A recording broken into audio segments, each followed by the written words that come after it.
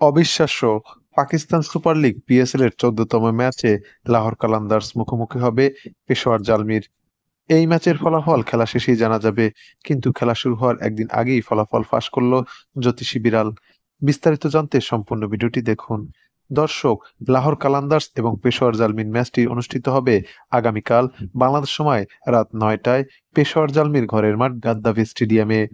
এই ম্যাচের ফলাফল উভয় দলের জন্য অত্যন্ত গুরুত্বপূর্ণ, কেননা লাহোর কালান্দার্স ইতিমধ্যেই ৪টি ম্যাচ খেলে যার মধ্যে ২টিতে জয়লাভ এবং ২টিতে পরাজয় বরণ করে পয়েন্ট টেবিলের ৩ নম্বরে অবস্থান করছে। অপরদিকে পেশোয়ার জালমি ৪টি ম্যাচ খেলেছে, যার মধ্যে ১টিতে জয়লাভ এবং ৩টিতে পরাজয় বরণ করে পয়েন্ট টেবিলের ৪ নম্বরে অবস্থান করছে। তাই বলাই যায় আগামীকালকের এই ম্যাচটি হতে যাচ্ছে তুমুল হাড্ডাহাড্ডি লড়াইয়ের।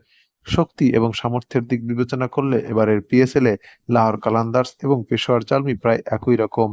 যদিও সর্বশেষ ৫ দেখায় উভয় দলই ২টি করে ম্যাচ জিততে পেরেছে। তাই তো এই ম্যাচের ফলাফল নিয়ে ভক্ত এবং সমর্থকদের মাঝে বিরাজ করছে চরম উত্তেজনা। এই ম্যাচের ফলাফল একদিন আগেই ফাঁস করেছে জ্যোতিষী বিড়াল অ্যাকিলিস।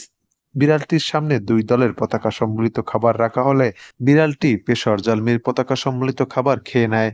তাই বলাই যায় আগামীকালকের এই ম্যাচটিতে লাহোর কালান্দার্সের চেয়ে পেশোয়ার জালমি এগিয়ে থাকবে। দর্শক, পিএসএল এর আগামীকালকের এই ম্যাচে পেশোয়ার জালমি নাকি লাহোর কালান্দার্স কে জিতবে তা আপনিও জানিয়ে দিন।